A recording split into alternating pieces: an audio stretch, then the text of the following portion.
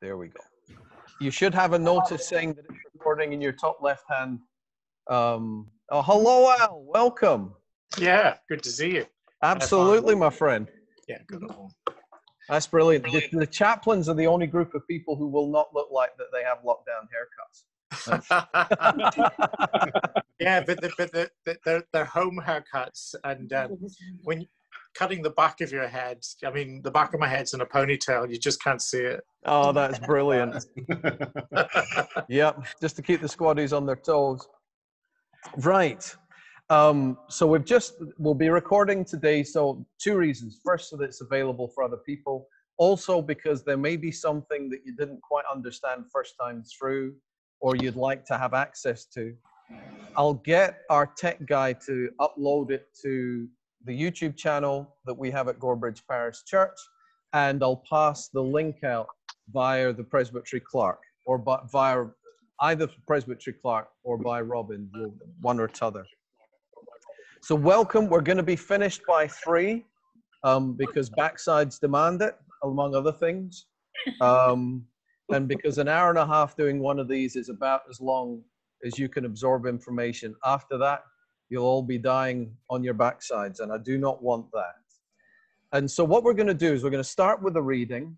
I've got around about a 12-minute presentation, which may contain stuff that you want to ask questions about. You might bring other questions to this day too. So please use the chat facility to write your questions, or alternatively, I'll take your questions via audio. And after I've given the presentation, then you will have an opportunity to ask your questions. You may also have relevant experience that I do not have. I'm relatively new at this. So if I'm sounding like an expert, it's just spending enough time at Edinburgh University that I can bluff it. So we also, I have to say, we have a tech guy here who, on the technical side of things, is much better equipped than I am. And I'll take your questions to him. So I'm going to start us. This will just take me a moment to set up. But what I'm going to play you is an audio-visual reading of Psalm 91 that we used for worship a while ago. The visuals were put together by Andrew Dunsire, who's a member of ours who comes from across in Pennycook. The music was done by a guy called Dave Bronze. We got his permission directly to use the music. And it was part of our live stream when we were looking at Psalm 91. Now, so what I'm going to do is mute everybody, then I'll unmute you at the end of this. But this will constitute our devotional time. Okay? Right. Right, that's me going to mute you. I'll allow you to unmute yourself if you have to, but I'm going to mute everybody just now. Then I'm going to share screen. I'm going to choose a screen to share. I'm going to optimize screen sharing, and I'm going to start to share. And you should see a picture of YouTube coming up on your screens. I'm going to maximize that screen and play you the psalm. This is Psalm 91.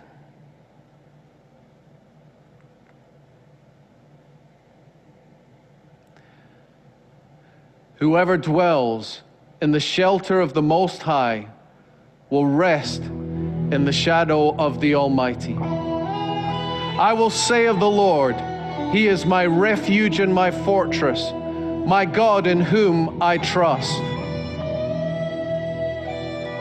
Surely He will save you from the fowler's snare and from the deadly pestilence.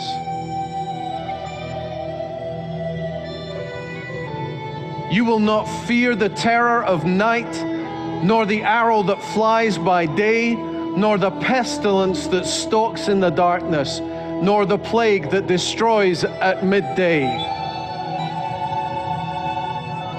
1,000 may fall at your side, 10,000 at your right hand, but it will not come near you. You will only observe with your eyes and see the punishment of the wicked. If you say, the Lord is my refuge, and you make the Most High your dwelling, no harm will overtake you, no disaster will come near your tent. For he will command his angels concerning you to guard you in all your ways. They will lift you up in their hands so that you will not strike your foot against a stone. You will tread on the lion and the cobra. You will trample the great lion and the serpent. Because he loves me, says the Lord, I will rescue him. I will protect him, for he acknowledges my name. He will call on me, and I will answer him. I will be with him in trouble. I will deliver him and honor him. With long life I will satisfy him and show him my salvation.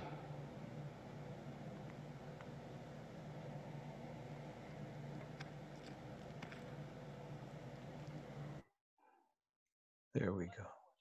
Aha, I will need to stop that. Here we go. Paused.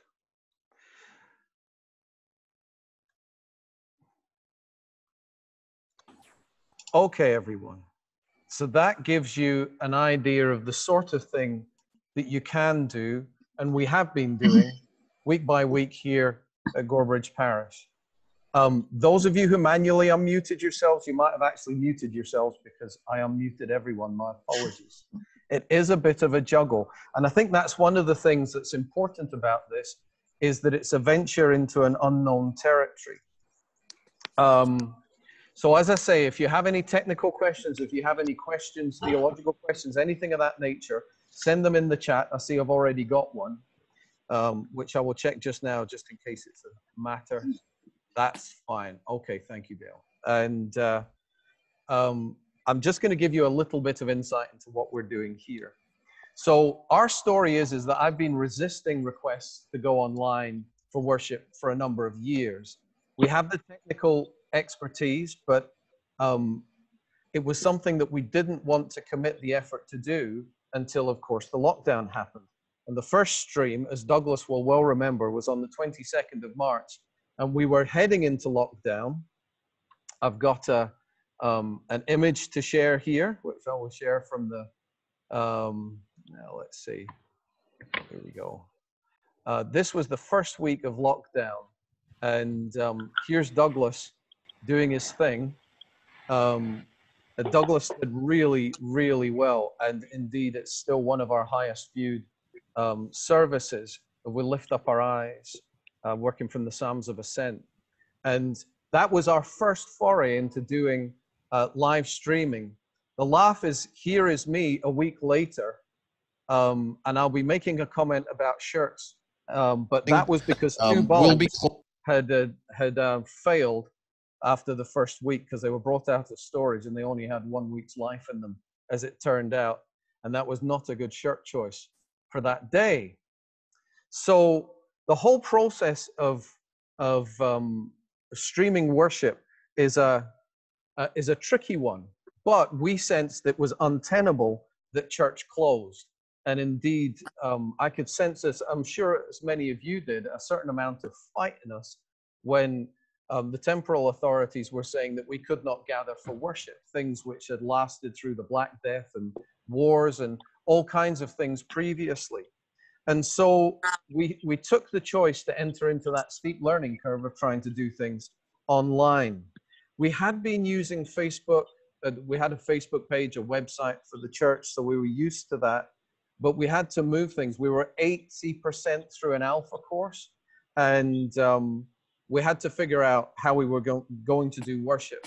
And it was really our tech guy who said, we're going to have to stream on YouTube. Now, next week, Robin will be hosting a webinar, and at Longnidry and Gladsmuir, they've been doing Zoom worship and have been piecing together pre-recorded worship. Douglas has been doing something similar for his Sunday club stuff. So that's one way you can do things. That's not the way we've chosen to do things, and I'll talk us through that in a moment. But one of the things that that has struck me as we've engaged in this is that the arrival of the Gutenberg press was more than just the ability to print books. Most of us, I don't want to say all of us, because we're always, I'm not entirely sure which chaplains we got here. We may have people from the Roman Catholic Church or even from the Orthodox stream, but most of us will be from a Reformed tradition. And one of the things that sparked the Reformation, of course, was the ability to print books, the rising middle class and rising levels of literacy, that we still are the benefactors of the visual arts in many of our churches, where people who were pre-literate needed to be taught the stories of the Bible and the reality of their faith. But the arrival of the Bible, even though very few families could afford a Gutenberg Bible, started that process of communication. And just have a think at the moment of the Christians that you've been able to hear from directly, be it C.S. Lewis or Corrie ten Boom or someone like Martin Luther King Jr., that you've been able to hear from them directly because you can read the written word. And the online communication revolution is a revolution at least as significant as that, which is tough for us, especially those of us with a tertiary education, which was based around books and access to those volumes in the reserve section that you had to turn up on time to even look at. The truth of the matter is that things have disseminated. There's an Orthodox Jewish commentator who I discovered was being listened to by a half-Korean 14-year-old who'd been thinking through gender politics, and the son of one of my members, who's a taxi driver who has enormous amounts of time on his hands driving to and from places. And both of them were listening to long-form, complex academic discussions, one as a teenager and one as a taxi driver. And it reminded me of the year that someone from the London Tube won Mastermind. We have new ways of gathering information. The academy in many ways has been unstructured and is now available. And same things are happening with worshiping communities too. However, before I go too deep into this, this did not replace and will not replace the physical fellowship that we have here. We meet in a building and will continue to do so with other people. That's at the core of our activity. So the how-to, the title was going to look at the how-to of getting church online. You can record, and there are various ways you can record. The advantages of recording worship are you have editorial control. And those who know me well, that might be a wise thing if you suffer like I do from terminal flippancy. So you have editorial control. You can take out all the stuff that might get you in trouble. You can also have lots of people taking part. We're currently limited to the number of people we're allowed to use for live streaming. And so many churches have done that. And as I've said, Robin next week will help talk you through that. And indeed, we're blessed to have folks from Long Nidri and Gladsmuir with us this week too. And I'll be listening in to see what they've learned from that experience. The advantage of doing it live is perhaps it feels a bit more like church in that that you're participating in a live event. I likened it with a friend to when we used to sit down of a Saturday night and watch the Morecambe and Wise show. There was something fundamental about knowing that 17 million other Brits were doing the same. Even though we weren't in their houses, there was that joint experience. And because YouTube has that ability to have live chat, which you can activate or deactivate, people can interact with each other while worship is happening. And indeed, we have people interacting with us. An example of this would be, I'll just show you. This is from this week now. I'm just going to share this screen. Here we go. So here's a picture of me in my Father's Day shirt. And you can, if I minimize that, you will see that hopefully you can see there's a chat going on. Is it there? Is it there? Is it there? Here we go. It's here. Right. So you'll look down below and you'll see that there's people interacting. connecting, that interaction actually records with the video, so it's there for playback as well. And that's been a big help. So it gives people that opportunity. In fact, that's been so successful that our Zoom coffee time after worship has not been well attended. And I think that's because people have had that sense of connection within the worship. It also means that during the children's talk, for example, on Sunday, we were able to have live interaction, people's reminiscences about what they were thankful for with their dad. So that's one of the, when you're doing live streaming, you do have that opportunity for dynamic content. You can do live over Zoom, but as those of you who've tried it will know, it's very tricky doing singing over Zoom. And we'll get to that in a moment, because the one thing that we do record is music. We record our music so that we can, again, with restrictions about who can be in a room at any one time, we have to multi-track our worship. We tend to have a band here at Gorebridge, and so various members of my household will come and record. We've had other people do recordings too, but by and large, it's been my family. So I have to play 3 instruments and sing, and I can't do that at once. And so multi-track recording has enabled us to do that. We use a free at source piece of software called Reaper to do that, that allows you to record. But of course, anyone with a phone or an iPad or a tablet is able to record.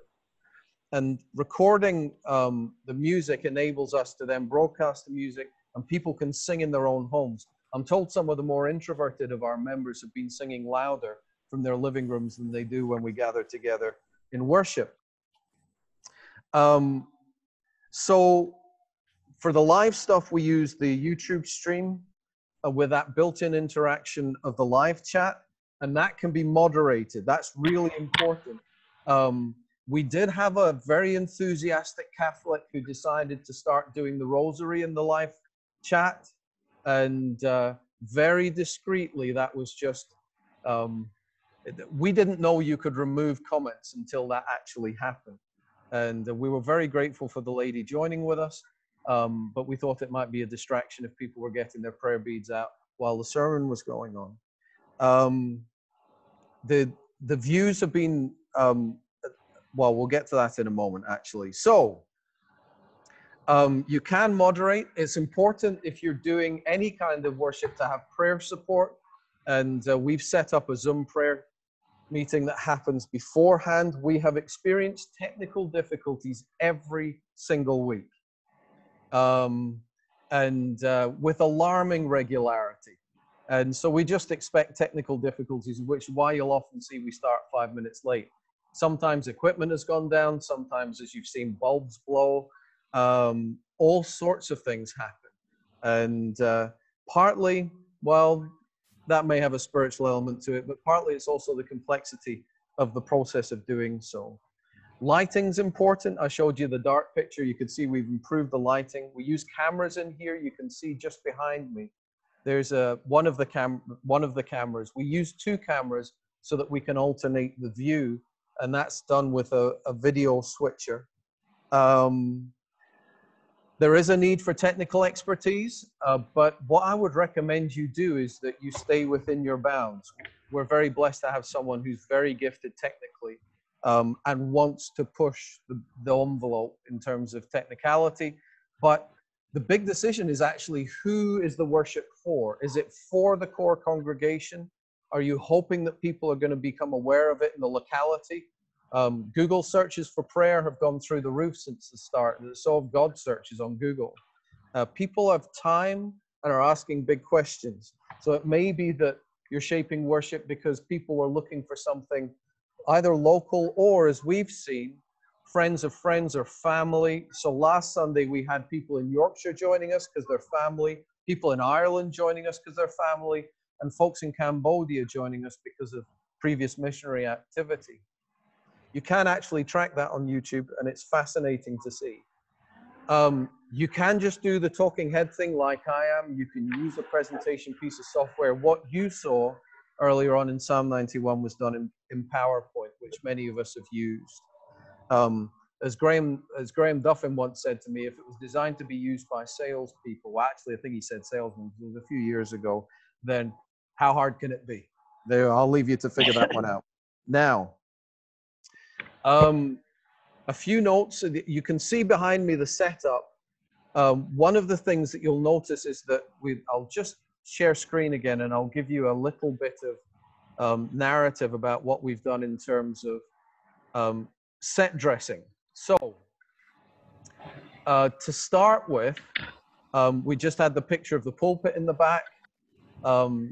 When the lights went down, we had a lighting problem, but we also learned that week that a dark shirt didn't work very well. So a lighter shirt with a gentler pattern, if you can call that really helps. One of our creatives in the church found an old glass desktop and decorated it with a cross and the colors you see behind you. That's an IKEA desktop.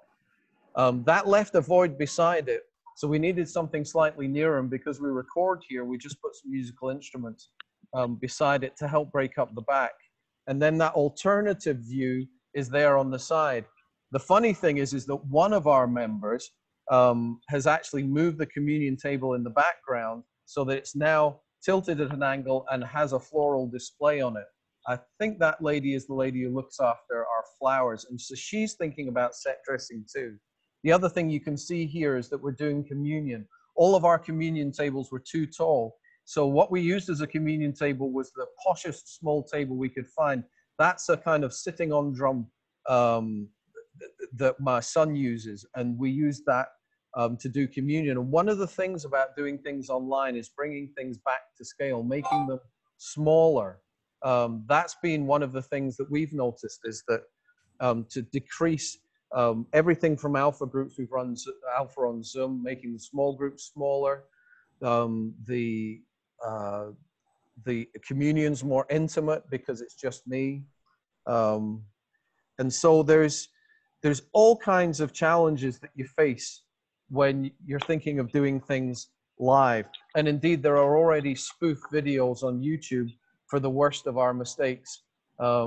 People making fun of church leaders who've been doing various things that are easily sorted.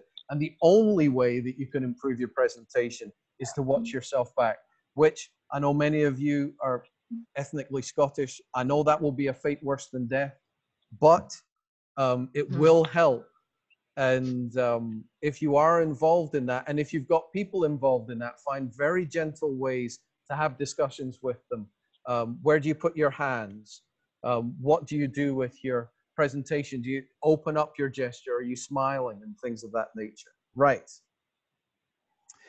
For mission and discipleship, we have contact through Facebook, which was there before. We've been running Zoom Alpha, and we've had after worship coffee with Zoom. Mixed results for both, but worthwhile things happening at both too. Again, starting small. Our youth work has very much contracted, but we're working with the young people who are coming to us. And Instagram's quite a good way to do that, but that will be the subject of another conversation. So for live issues, camera technique, lots and lots of eye contact, way more eye contact than you do, about 90% eye contact, and people will trust you. Alistair, who's with us, very gently pointed out I was looking slightly off the camera, and that looks very shifty when you're broadcasting. Your brain needs an extra editorial department if you're doing live streaming. And so in-jokes and flippancy and all that sort of stuff that comes so naturally to me needs to be curtailed. I have to say some folks are quite enjoying that. Speaking to a dead lens is quite hard in an empty room. It's a very different energy in the room. And those of you who've done church leading will know, even in a small group, you get back from the people who you're communicating with. And so one of the things I've got, I'm going to point there, that there is a canvas that we gave to the father of the kirk who died earlier this year. It's a picture of the whole congregation on his 90th birthday. That picture is taped to the camera stand so that I can see the congregation. Just point that again. That square there, so that I'm reminded of who's there. And the last thing is this: be brave. Try it. You will never be brilliant at this first time out, and it will be the steepest learning curve, but it's worthwhile trying. And that is the end of my presentation. Okay. Hopefully, something of what I've said will be useful to all of you. And it may be that that's a step beyond where you are, but I now want to open up the floor for questions that you may have. You can either type them to me. I'll get the chat box up, which is a function you can use in Zoom, or if you just show me a hand, then right. I've got a question from Peter Austin. Which video switcher do we use? The video switcher we use is a Blackmagic video switcher, a Blackmagic Pro 10 Mini. They're about 600 quid, and I think they might be a bit more expensive at the moment. That's if you want to switch between different sources of visuals. So we use that between the two cameras, and that are on me, or is on me and on the puppet. I mean, if you want to know more, have a look at last Sunday. But the Blackmagic stuff is good. Thankfully, the internet is full of reviews. It is a step. It can be a financial step doing live streaming. Yes, Peter? Well, I'm just saying that we've just purchased a Roland V1 HD. Oh, yeah. We Yeah, haven't started using it yet because we're still setting it up. But, that's good. Yeah, the Roland stuff's really good. It's not cheap, but it's really, really good. We're always trying to find some way of doing things on a budget here. And actually, we have to say a big thank you to the SPM committee who granted us a grant for the cameras. And indeed, if any of you wish to come here and record anything for any purpose, we will record it for you and upload it wherever you need it. So that support is available. This is effectively a presbytery available facility. Right. CCLI, someone's asking about the use of recorded music. Excellent question. For the use, the people at CCLI have made an extension to the license. And I think for 85, 90 pounds, it's something like that, you get a year's cover to use worship songs online. However, that's if we're doing it. If I was to sing something just now, I'd be covered by that license. If you're going to use someone else's pre-recorded material, you need their permission. I've found that Dave Bainbridge of Iona is open to requests. Dave Bronze, B-R-O-N-S, is open to chat. I'm quite sure if you were to ask somebody like David Lyon, David and Yvonne Lyon, they would be open. Steph McLeod is open to having his music used online. You might want to, though, as a courtesy, punt them a tenner, just to say thank you, because it's tough making life living as a musician at the moment, or buy something online from their shop. But if you've got their permission, you have to put that permission in the YouTube notes. There is a performance rights license that comes with just being part of YouTube, that YouTube pays for. But if you use other people's pre-recorded material without their permission, you're in danger of getting what's called a strike. And three copyright strikes, and they'll suspend your YouTube channel. They do have automatic software that looks for, you can get a note, a tag, I think they call it. We've had one or two of those, but that doesn't affect your future streaming. It just means they've recognized that you've used someone else's material. But we've always asked permission. Sometimes on Saturday night, before the Sunday it goes out, with the promise that we'll pull it if they don't like it. Are there any other questions? Ian, you had your hand up. Ian, I'm afraid I can't hear you.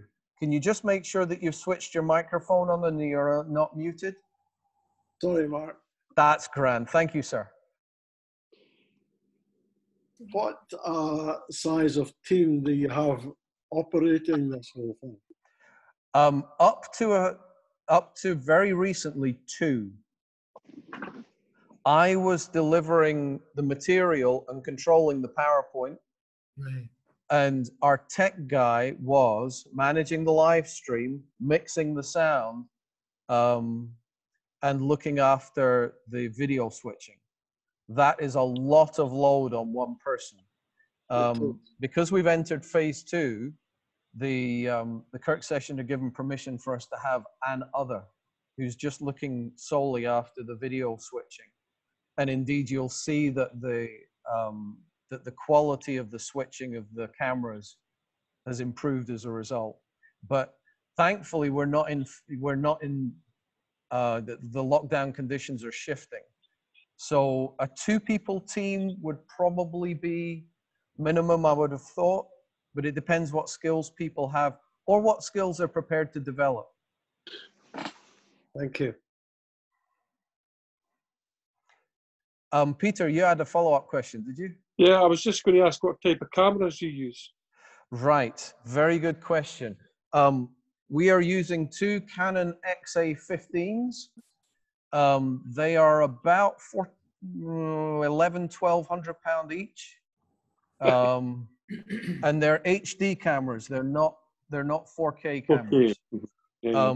The reason we've not gone for 4K cameras is because you need a beastly internet connection, and as those of you who are using Zoom have found out, you know, platforms can have problems too. So it's, yeah, those are the cameras we've used. Canon are really good. There are other, one of the things we found is find a reputable supplier and ask them loads of questions. And that's the best bet. Having said that, I follow a YouTuber who is restoring a Mark III Cortina. Pete at Cortina City, if you're interested in that sort of thing. And he swears by an old 720 line camera, and he just uses them till they break. And he regularly gets those from eBay for £25 a pop. And that's perfectly serviceable.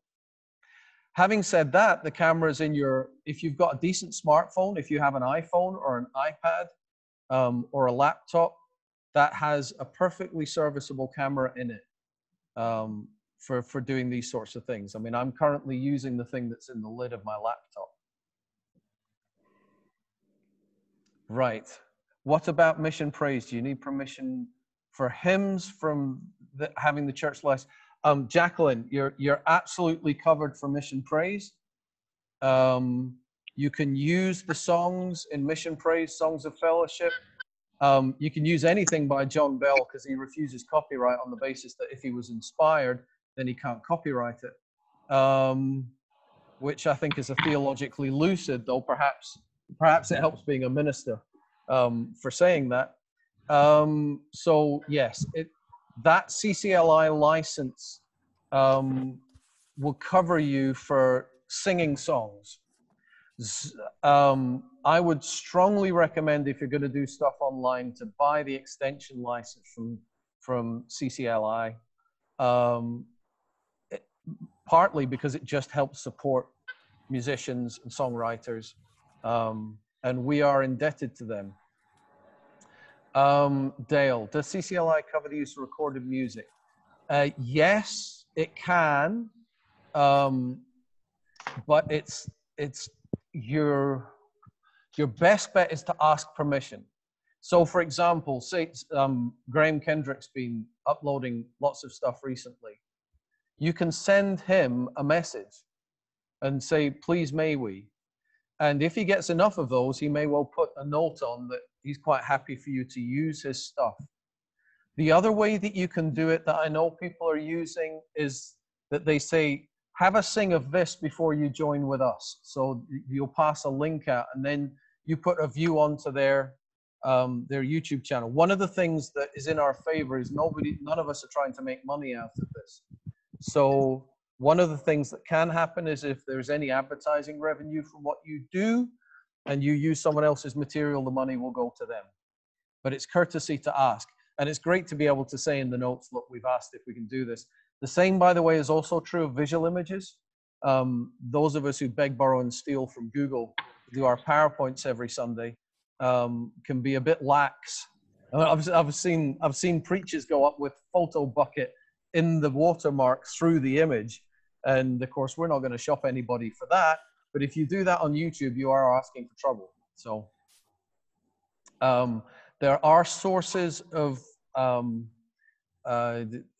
Dunsire is a good person to talk to. Anyone who works in visual presentation will know where to get royalty-free or copyright-free images. And of course, your own images and the images of that your congregation have taken on those devices that double as a phone, they're all usable.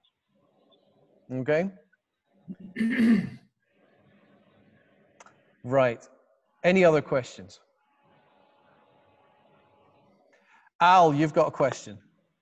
Yeah, a question, and maybe just a little bit of background for why we as Army chaplains have taken an interest in what you're doing on this.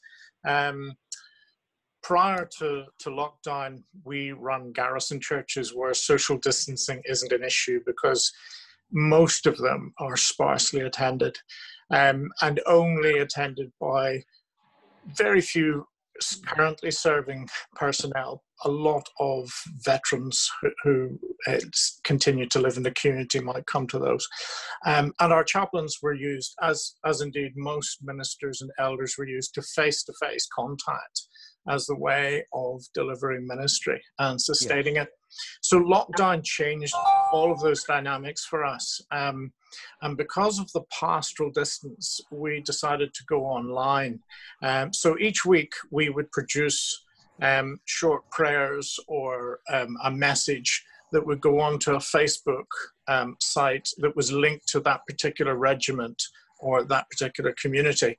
And interestingly, what we found was that we were starting to reach audiences that the garrison church was never going to reach. Yes. Nor were we going to reach as chaplains, because most of our work is with serving personnel, not their families. Yes. But all of a sudden, we were engaging with their families by this means. So coming to the optimistic view that lockdown is going to lift and we're going to go back to some new normality, we're looking at that as taking some of the lessons learnt from online worship and connection and wanting to sustain that. So just from a parish church point of view, do you see yourselves sustaining? You said you were reticent at the start to use online ministry, but prior to COVID-19. But in post-COVID world, do you think actually there are some benefits in sustaining some of this? And how do you anticipate, and what areas do you anticipate the benefits being in? Wow. Well, first of all, that's a fantastic example of the benefits of online worship. My son is a reservist with the RAF regiment, and he's been listening. He's hooked onto the chaplain, 7th Rangers or something in the States, who's been doing online things, and he's watching him every week. And one thing to think about is, how do we all use online? Could you just show your hand if you regularly watch YouTube videos? Okay, so we got some or Facebook videos or things on Instagram. How many of you have relatives around the wider world that you stay in touch with through FaceTime or through Duo or any of those? Look at that.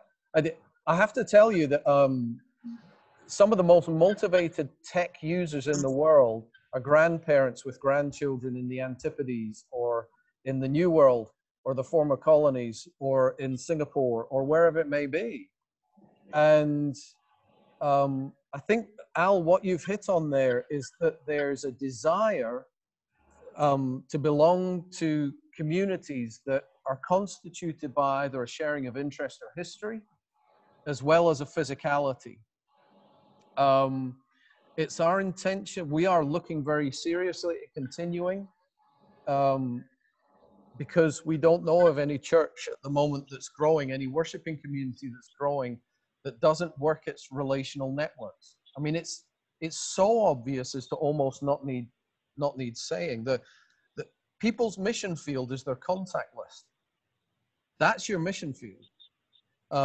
We could chap the doors in the streets that we have responsibility for in the parishes. That historically has been highly unsuccessful.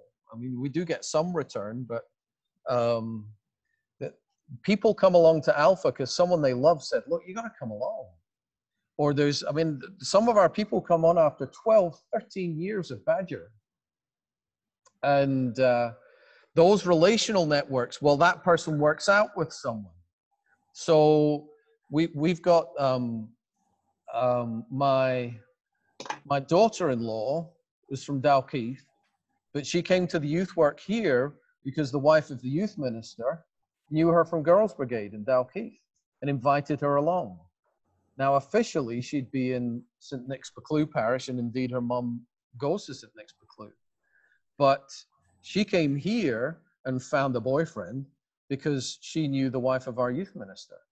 And all of us know stories like that. So people will have regimental ties, they'll have ties to a squadron, they'll have ties to all sorts of different social groups, relational groups, which are now sustained in a way that they couldn't be before. I mean, have any of you been to a class reunion or anything of that nature, or avoided it on purpose? These are all things that follow us through our days. And so I'm delighted to hear that. One of the things I think's not been happening is we haven't been getting good return for our church leaders. And you think church leaders provide original content every week in countless parishes through Scotland, and it's heard by a fairly small number of people. The journalist Douglas Murray said that the Church of England had been practicing social distancing for years in worship, and he's right. I'm just going to go. That's my food bank, folks, setting the alarm. Back in a moment.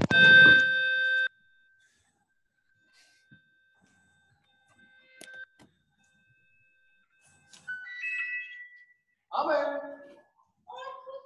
It's okay. Thanks, Yvette.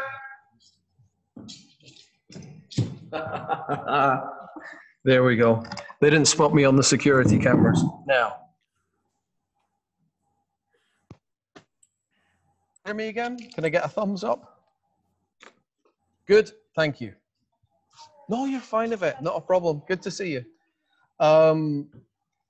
So one of the things that online provides an opportunity for is to work relational networks that are broader than our local geography. And regimental ties are so strong. I mean, you know, and people never say to me, I served 22 years with the Army. They're 22 years with the Royal Scots, or it's the 5 and 4 for Yeomanry, or with Durham Light Infantry. You know, it was 603 Squadron or 602 Squadron. It's not, and those kind of allegiances are very strong. And yeah, that's great. Yes, we are hoping to, but if anybody's interested, let me know. We produced a paper, which I'm happy to let people have for our Kirk session, looking at some of the challenges that might entail. We've got looked after children. We have people with additional needs. Our church is a bit wild on a Sunday, so do we include the children's bit? And also we're thinking about any of our older members who will still be shielding, or people with health difficulties who will not be able to attend worship.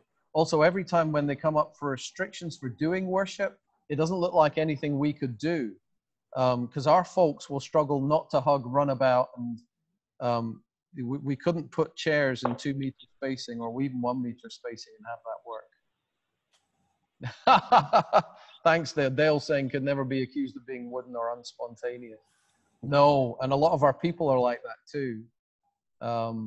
You may find that much easier, but all of us are going to face the challenge of how we minister to people who are 70 plus, who have chosen to shield. And I can see that going on through the rest of this year, at least, even if lockdown eases. Right, Robin, can you say a bit more about safeguarding issues? Do regulations have an impact on this? Yes. So the week that Douglas did in our first week of streaming, we lift up our eyes. That was, I interviewed my son, and of course I was able to get parental permission for that because he's my son. It's quite hard to, if you're doing live streaming, you almost need to have permission from everybody. Some churches that do it a lot make sure that people who are in camera shot know they're going to be in camera shot. I have to say one or two of them that will remain nameless also pick the most handsome people in their church, which I don't think is very, it's not very theologically literate, but it is there are safeguarding issues around it. And also, I mean, you can, for example, record a live stream and then play it later, but some of our folks are saying they appreciate being able to interact with something that's happening at that time. Have you got a follow-up to that, Robin? Is there any other questions that you have? As always, our safeguarding unit are pin sharp about this. Don't be afraid to call them. Yvette, who just put on the alarm, is our safeguarding coordinator. And because we've got lots of children, we have lots of safeguarding issues. And so I said, as I told you, I'm prone to terminal flippancy. And I said, boy, we owe them a bunch of flowers and a box of chocolates. And about a week later, I got a very thankful email from the safeguarding unit saying, highly unexpected, but thank you very much for the box of chocolates and the bunch of flowers. They were lovely. But the safeguarding office are fantastic, and they'll help you tease through any issues that it's always better safe than sorry with that. Let's see, right. Bye-bye, Graham, yes. Oh, wow, job interview, fantastic. That's Graham McConville saying goodbye. And Al, do say thank you to all the chaplains who've joined us. And if you're wanting to have a Zoom or something like that with specific issues, do let me know. Yes, there is info on the Church of Scotland website. Thank you, Robin. I saw someone's hand go up.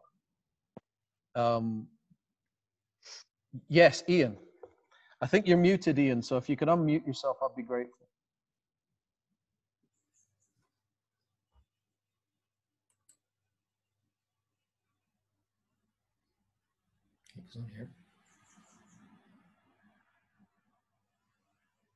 Silences are awful on Zoom, aren't they? There we go. Sorry about that, Mark. I've got a lot of background noise here. I was going to ask, how many hits do you get, and how does that compare to your normal congregations? So we have, YouTube gives us two sets of information. One is the number of devices that have looked in on the stream, and the number of devices that were consecutive at the same time. So on Sunday, we had about 300 devices check in at some point, and about 93 continuously, something like that. We have had over 1,000. At the start of lockdown and around the big festivals, we were seeing, even for our the recording of the live stream, there was over 1,000 views. Douglas's first week of lockdown is and the interesting thing is it keeps going up. That will soon tip over 1,000 views. And I think probably what happens is a bit the same with me. If I discover a preacher that I really like, or there's something that I'm enjoying, I'll probably go back over a period of time and watch the back catalog. So we're about 300 views on the recording and about 100 devices, which isn't part of that, according to my son, who's an expert on this, live, which represents, some people are watching it on their own, some people are watching it in family groups, some families have all their own devices, so it's hard to tell, but we probably get a couple hundred people in, maybe, certainly we've had more than that. but it seems to be settling into a pattern now. You must be happy with that. Yes, yes, absolutely. And we're definitely reaching people that we wouldn't otherwise be able to reach. It's probably worth saying, we've also used a thing called Twilio. Twilio allows you to upload an audio file that can be listened to over the phone. And we've got 1 or 2 of our members are using that. That message gets updated every week, but actually the members of the United Free Church, which is an older congregation, they've been using that. Their leaders have been telling people about that. So they've been literally phoning in. That's Twilio, Twilio, I think it is.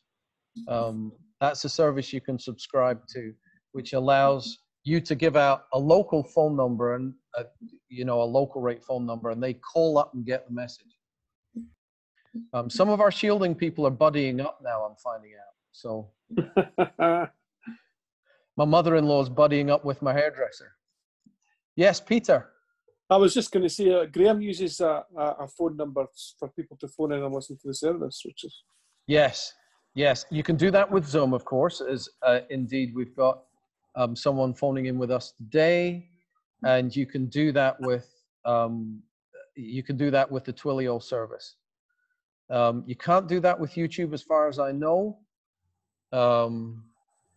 But one of the useful things about having recorded worship, whether you live stream it and record it or record it and then play it, is in areas where the internet is sketchy, which is our rural parishes can struggle with that. You can either download it overnight, or you can wait till a point in the day where the internet's working a bit better. You do need very good internet, nothing short of fiber optic internet into the church if you're going to live stream from the church or into the manse or whatever home you're doing it from, if you're going to do something like YouTube. It's St. John's of Kings Park have found that out. Yes, Dale? Regarding the phone use for things like YouTube and Facebook, you can download an app that will basically give you the same connectivity over your 4G network. Oh, brilliant. The bandwidth might not be as good. Yep. But you can watch live streams, you can respond on chat, all of that sort of thing, if you download the app onto your phone. That's fantastic. Thanks, Dale. If any of you got follow-up questions for that, then you can have a chat with Dale on the group chat here or call him later. Any other questions? Yes, David. What you've been saying, Mark, is very interesting. But £1,000 for a camera or whatever is quite a high cost. Yes. In some ways is advanced in terms of churches like ours. We are putting together at the moment a holiday club, and we've been recording and doing things. But it's largely a combination of paper-based and then linking into video recordings. Excellent. And we've had some quite basic problems, like copying a link to somewhere and you send it out on an email and it doesn't work. Would it be possible for Presbytery to identify maybe some IT or techie buddies that we could just give a quick call to and say, this is our problem, how do we get around it? Well, I'm sticking my head above the parapet and saying that if any of you have any technical issues, you can contact me. The advanced technical issues, I'll pass you to Liam Somerville, who runs the security for an internet gambling company. He was headhunted from RBS. I don't think he'll be there that long, but that's how good he is, because people like taking money from gambling companies, and they like taking money from you. So he's our tech guy, but you can contact me, and there's very simple things. One of the things you brought up, the issue about links in emails. If you copy a link into an email, make sure and put your cursor at the end of the link and press the space bar so that the bit of software that you're using recognizes it's a link. And that way the link will become active. So, and often turn blue and be underlined if you're using Outlook or Gmail or something of that nature. It's that sort of simple techie stuff. Absolutely. So, thanks. Yes. Fiona. Yeah, I just wondered, Mark, if you had to assist many people with accessing, like perhaps older people or yes, people that don't feel that they have the expertise or the confidence, because I think a lot of it is confidence with some people. And obviously with lockdown, I mean, it is difficult to kind of help people in the way that you would normally, because, you'd go around to their house and you would sort of show them, but that's not so easy. I just wondered how you had actually dealt with that as an issue, or indeed if you had it as an issue. I mean, I have to say that, in our congregation, there are a lot of, older people. Not that, some older people are very tech savvy, but I mean, some of them aren't. And I think it's confidence with a lot of them as well. I just wondered if, that was a problem for you, and if it had been, how you'd kind of dealt with it. Yes. Oh, thank you, Mary, for sharing that about Neil. Yes, Neil was our Twilio pioneer. So that's a very good question, Fiona. Yes, we have had to assist people setting up. Some of our elderly people are very tech savvy. Some of them aren't. Some of them have been resisting taking a step. We tend to find that the most technophobe-friendly bit of equipment is an iPad. And you can... somewhere like Tesco will give you an iPad with 4G, so it'll give you some connection and some data to use for about £20 a month. So even if people haven't got Wi-Fi set up in their house, if they have 4G connectivity around about them, they will be able to watch stuff. And because an iPad works with you touch pictures, to navigate around, they can be quite helpful. It's also a useful size. It's not too heavy. And most people have a relative. We have suggested those who've got care packages, so they've got carers going into the house, ask if the carers are tech savvy. Many of them are. In fact, some of the carers wouldn't have a job if they weren't tech savvy, because that's how they pick up their shifts. We have a few people in the congregation with learning difficulties. I have, over the phone, talked through a guy with learning difficulties watching the YouTube worship by sitting at my PC and him sitting at his PC and sort of mirroring stuff. And he actually did it successfully. I was astonished. So a call often can do it. What I'd encourage you to do is, if people have equipment that they can't work, is find someone who knows how to use it in your congregation or in their family, and get them to talk them through trying to do what it is they want to do. It's amazing what can be done in half an hour. You think about how long we take to listen to each other's stories and things of that nature. This is a way of unisolating people who are isolated. So it's worth a try. And if it doesn't work, don't worry. We've also, if you've got someone who's shielding, say they've got an illness, if you get them to stand at their living room window, and you've got the same device as them, it's remarkable what you can do. So be inventive. The other thing is that you can record yourself, or there'll be people online. Have a look for someone. If they're having trouble setting something up, see if you can find someone online. If they can access YouTube, there'll be a tutorial about it somewhere. Yeah, so thanks very much for that. Yeah. But it is some of our elderly people will not make the jump. Yeah. Just like some people in the 1870s flat refused to use a telephone and use that wretched new word that you had to greet people with on the phone, hello, which was invented for that purpose. So, it is one of those technological shifts, and people don't have to make it, but it will probably benefit them more than they realize. Yeah. I mean, I think it's very liberating for people if they do take the step. Sometimes it's persuading them that's a good idea, Oh, sure. But then again, it's I mean, people have had enough of their liberty taken away for us not to respect them. But gentle chipping away. I mean, my mum uses an iPad. My mum is a technophobe of the first order, but she's motivated for community. If my mum can use an iPad, and by the way, to show you how technophobic is, she reckons she needed a new iPad. She bought one for £500. It's still in its box because the old one hasn't packed up yet. It has been for 2 years. Every now and then I say, for goodness sake, give it a charge. Or when you finally unpack it, it will be of no use to man or beast. So it can be done. Robin. Yeah, I've been joking with the people here in Port Seton that if I ever have to leave ministry, that I'll be able to help them set up with Zoom, because there's we produced a little simple instruction sheet that we sent around when we were asking people to log into Zoom meetings, and the most difficult thing that people found was just actually getting the software onto whatever piece of tech they were, once they get past that stage, and all they knew they had to do was just click on a link that somebody sent them in an email, it became a lot easier for them. They were quite, you could see when they first logged on, a great sense of pride.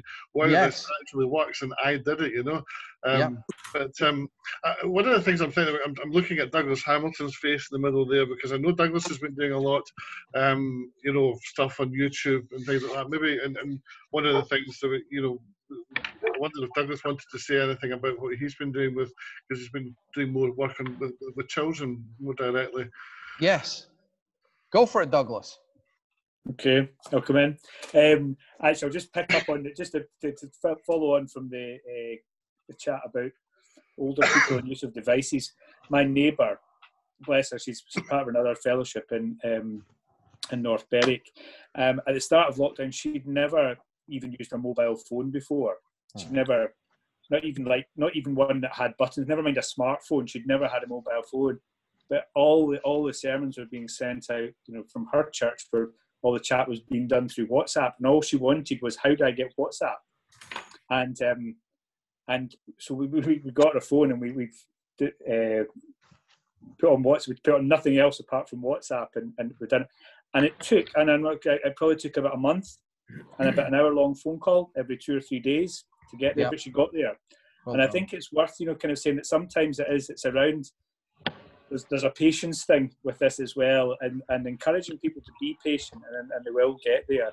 And it was hard because, just like you said, Fiona, you can't go around and just say, "Here's the buttons, press them." But it's been so worthwhile. And she was in touch just last week, and she said, "Oh, it's all working brilliantly." She said, "I'm on it all the time now," and kind of totally connected to our church family in a way which she was really worried she was going to be isolated. So it's definitely worth persevering with people. If they've gotten in, don't give up on them, to keep going. Just briefly, in terms of the young people stuff, I mean, that one of the things I was quite conscious of early on, and as well, I was still on placement in Gorebridge with Mark, was we were hitting Holy Week, and there was, we were doing stuff for getting stuff online, but it was children and young people, there was a gap. And some difficulty. So I just started putting together short videos. Mark was talking about copyright issues there. Discovered that early on. What happens when you try to use a song that's copyrighted? You just get struck out. So for the very early stages, there was nothing that was getting published. It was just a shared link, through a Google Drive. But that has been, kind of there is material out there that is available that some places from the States, like Saddleback Kids, are making available for free and allowing you to use in this context. And we've got songs and stuff as well. So, they've also got activity sheets and things. So we've done everything, so far at actually no cost, because people have made resources available for free. So there's some great stuff out there for children and young people. And I don't even have to make up your own thing. I think even just linking people into what's already there. Combining that with, I think somebody mentioned holiday club stuff there, printed material. There's a lot of good stuff out there, and I think it's also been good in terms of getting feedback. We've not done that live, so it's all been pre-recorded. But we have had people emailing in and letting us know, showing us the things that they've made, being able to show pictures of that. Young people as well. So I think there has been a big. The downside of that is not getting the interaction, as Mark was talking about earlier. It does feel, you're kind of putting stuff out into a void and hoping that it lands somewhere. But I'm also aware that other churches have been doing some really great stuff with children and young people, maybe through closed Facebook groups or private groups where it's a bit more secure. And And as for older young people in our churches, I know that other places have been doing that as well. Zoom games nights and Zoom activities and stuff like that as well. So yeah, there's lots of stuff that's possible. That's very helpful, and of course, everything that's produced by a Church of Scotland minister or elder or whatever it may be is up for grabs. You can use anything that you can find. It would be a shame if everything we did was single use. I'm aware that Linda's with us on the phone, and I won't be able to see if she has a question to ask. Linda, is there anything that you want to ask us? And no, I don't. Oh, it's Belinda. Yes. I'm enjoying listening. I don't have a question. Thank you. Thank you, Belinda. And thank you, Douglas, for the insights. Douglas has been doing some great work there. And I think that experience of the copyright thing early doors it's just what happens is you learn really quickly. And now Douglas will be able to, it's iMovie, isn't it, that you've been using on an iPhone? Is that right? Or an iPad? Yeah, that's the interesting one. It was, to start with, that was all I had was an iPad, and yeah, put stuff together on an iPad. I've managed to upgrade my tech a wee bit since I started, but yeah, there was nothing fancy there at all. No, what was available. No, and it's the fact of the matter is that all of you, with the exception of Belinda, have a device which you can do stuff with. So it's a little bit like, I mean, if you just had a hammer and a handsaw, you could build a shed. You could. It would be hard work. You might need a screwdriver as well. Does it help to have a miter saw, and does it help to have a drill driver? It most certainly does. And you'll build your shed much faster, and you might do a neater job. But the tools, most of us now have tools. I laughed recently when a comedian said, I never go anywhere without my camera, and I'm so thankful you can use it as a phone as well. And that, and he then went on to say, you never hear anyone say this anymore. I wish I had my camera. Okay, all those of us growing up, or you were at the air show or whatever, and you'd taken your last exposure, and then something amazing happened, and I missed it. Yes, the Simpson household. I just wanted to say that I'm very conscious that we've got to persist, even though a lot of us aren't getting any feedback, so we don't know who we're reaching. Yes. But there have been indications that we've gone quite a bit further than we are aware of, but because people don't say anything back. So I think we need to be encouraged to keep going. Yeah. So one of the things that I would encourage is encouragement. So if you ask people, was it Adrian Plass said, I hate all criticism, especially the constructive sort, because I feel obligated to do something about it. So, but if we encourage people to feedback, I mean, we did for a number of weeks. If you have a look on our YouTube channel, we had our own troll. For those of you who don't know, that a troll is someone who delights in ruining people's days by putting nasty comments and voting down the video and all that sort of stuff. And Liam, who looks after our stream, said, "Oh, we got a troll. We're doing it properly now." That was part of the evidence that things were going well. I would encourage you to develop a mailing list or phone round your members, ask them questions. Kirk sessions are struggling to meet at the moment, so elders are twiddling their thumbs. So ministers out there, or session clerks, or motivated elders of various sorts, drop a questionnaire, phone all your members, say, are you watching the live stream? Are you finding it helpful? Are you watching the Zoom? Have you got anybody else taking part? Do a bit of surveying. One of the things that we are rubbish at in the church is trying to find quantitative data. I remember once hearing a preacher saying that if you want to find out the next place there's going to be a revival, watch where they're building McDonald's. As soon as McDonald's start building a franchise near a church, you know a revival's about to happen. And the giggle about that is that, of course, they're looking at data. Where's the houses? Where are they missing? You know, and we're reluctant to do that. Partly because it might not be our forte, and also I think we're suspicious that some of the statistics we gather, like congregational membership, might not be an exact representation of the active membership of the church. So, but do a bit of research. Draw up something. Get the minister and session clerk on side. Say, look, I've had a thought. It would be really helpful for those of us who are making this to know that we're making a difference. And I guarantee you will hear something that will blow you away. I mean, I had Sandra Scott, who was a missionary with her husband in Thailand. And they used to do trips into Cambodia. And one of the guys they looked after in Cambodia, called Petros, was with us on the live stream 2 weeks ago. I had not a clue. I'm glad I didn't have a clue. And he pitches in.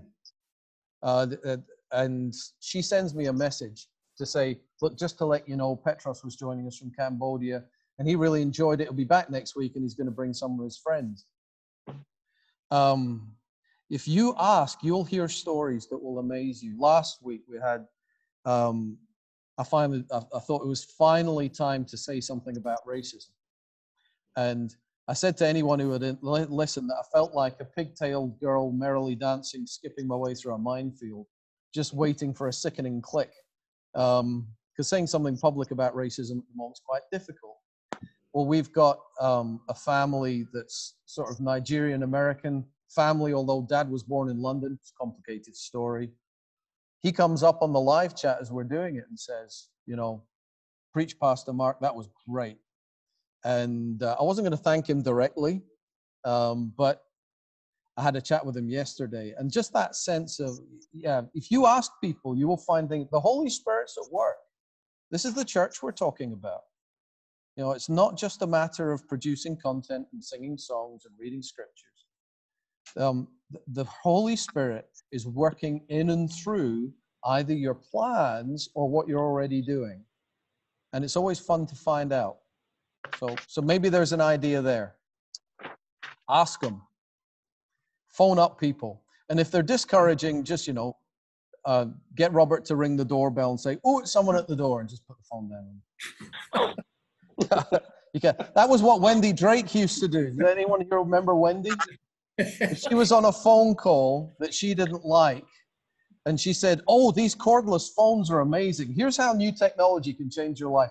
These cordless phones are amazing. If I'm chatting to someone and they won't shut up and the conversation's going nowhere, I walk outside my house, I press the doorbell, and then I say, ooh, it's the doorbell. I've got to go.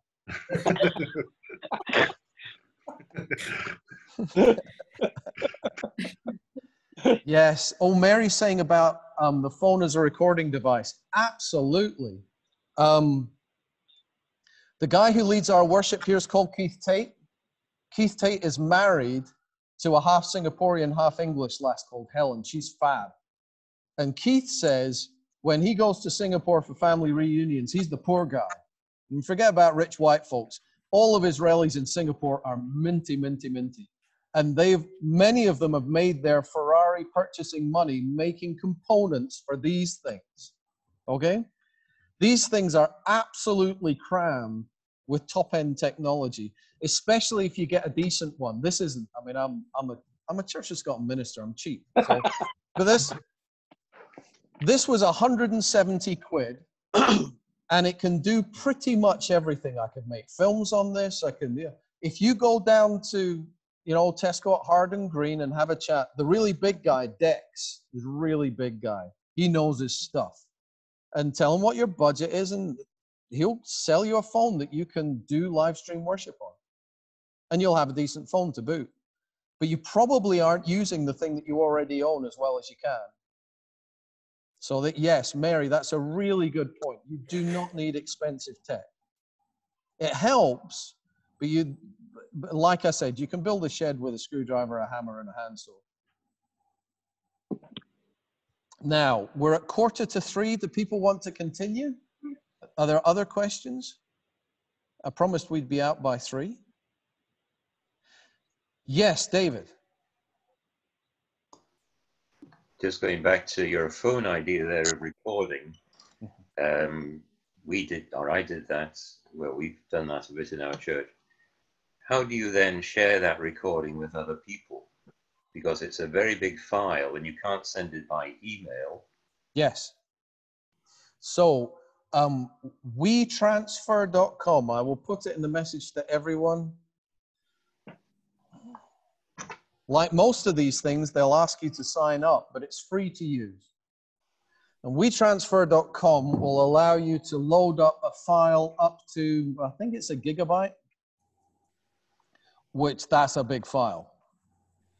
And all that happens is you subscribe to the service, the person on the other end subscribes to the service, and you can send them enormous files. WeTransfer.com. There are other ways of doing it. If you, where are we?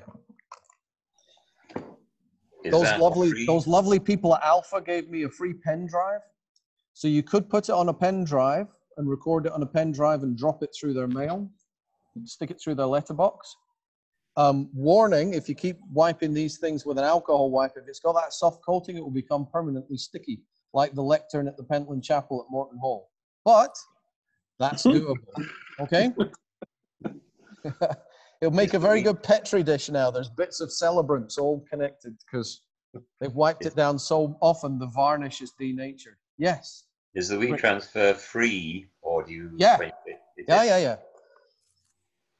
Usually, there's a one of the ways that software companies now sell their software is by letting you use it for free. How many of you using Zoom free?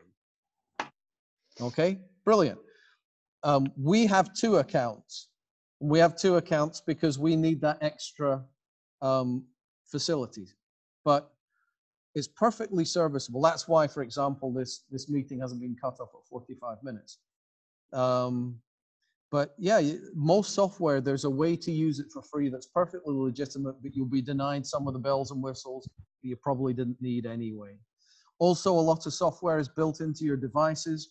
So your Android or your Apple devices will have certain things like FaceTime and things like that. FaceTime and Duo, you can record the recordings. So you could have a discussion with someone and record it and then use that file in a Zoom file or load it to Facebook. And if you have a particular technical question, then either you can ask me just now or you can contact me later and I'll put you on to someone who can help you. The other thing is if you have grandchildren or children, they're probably better at this than you.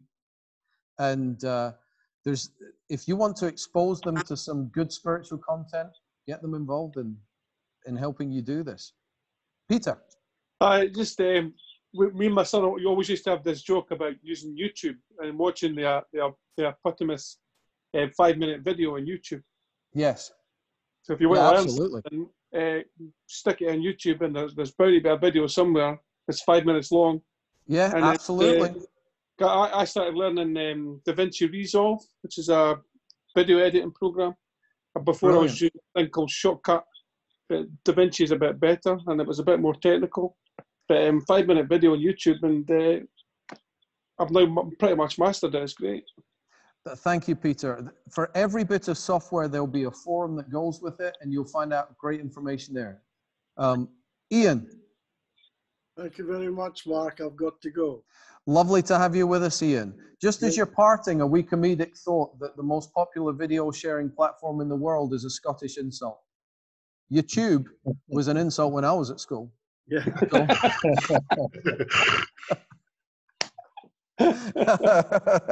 Thanks, Ian. Are there any other questions?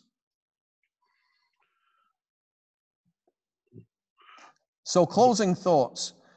I hope today is to give you a chance. I realize some of you are doing this already and are looking to get strategies to either do it better or to overcome problems that you've experienced. Happy to provide some tech support for that. Others of you are garnering the courage to try and do something. Anything is a success to start with, anything. And just keep trying. And I'm going to leave you with a wee story that I quite like. With our young people's work, we found that doing drop-ins was not the way to go. With leaders, yes, but with the general public, no, the kids didn't want to come. So we found various online games that they liked playing. And one of them was a game called Minecraft. Minecraft is kind of like online Lego. You build worlds out of kind of blocks. It was set up by a company, but Microsoft bought the Minecraft for $1 billion, which gives you an idea of how many people play Minecraft. So a Minecraft server was set up, a private Minecraft server, and young people were invited. And for 2 weeks, it went swimmingly. People were building their houses, they'd log on, and they would do, and then the problem started. And the problem started to this. Someone was logging on, or maybe more than one person, and burning people's houses down. They were going into paradise, and they were ruining it. And you can imagine that if someone had taken 3 hours to build their plush mansion in Minecraft world, and someone came in and burnt it down, they were less than chuffed. Now, the Minecraft server was shut down and another game was opened. I was having a chat with my son who was moderating this, and I looked at him and I said, Joe, that's theological gold dust. And he went, what? I said, you set up paradise, it worked for a fortnight, and then someone who hid in the bushes, quite literally, started burning the place down. That is Genesis 2 and 3. And he went, oh, yeah. And so that disaster, I mean, that's in my back pocket for the next number of years. And it's a good illustration of what happens online. Oh, that seemed to work. Now it's not working. We maybe have to do something different. And it didn't work in the way that we were expecting, but we learned a lot. And we maybe had a bit of a laugh after we'd had a good look at it. So just be brave. Try it. And you'll be amazed what God can do. Mark, can I just say thank you very much on behalf of everybody who's logged in today for your contributions. This was a punt to see whether we could get a few folk to log in and discuss this matter, because as I sent in my original email when we advertised this Zoom meeting, that necessity is the mother of all invention, and we didn't have notice that this was going to happen. We woke up one day and the world was different, and we just had to find new ways, and we can see this whole this whole thing expanding, and even beyond the time when we move back into our own churches, it will be back into our buildings again. This is going to become, I think, a lesson that we hopefully will not forget. If you're interested, next week I'll be sending out a second link for Robin Hill at Longniddry and Leslie Milton at St Andrew's High Musselburgh are going to be doing a kind of, maybe a slightly more kind of theological aspect of this, particularly considering things like online, Zoom.